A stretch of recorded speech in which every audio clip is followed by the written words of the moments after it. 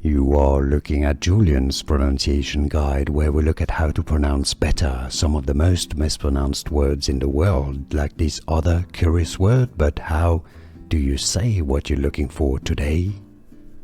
Let's learn how to pronounce this name once and for all correctly. If you want to learn more confusing names, brand names, Gaelic names, Scottish, Irish, I've got more videos for you you'll want to listen to.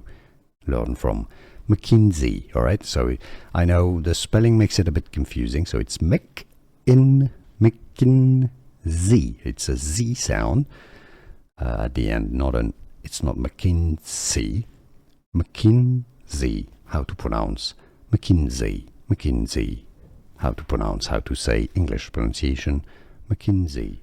Here are more videos on how to pronounce more confusing words and names too many mispronounced. Like this video if you found it useful. I appreciate your support. I'll see you soon and thanks for watching.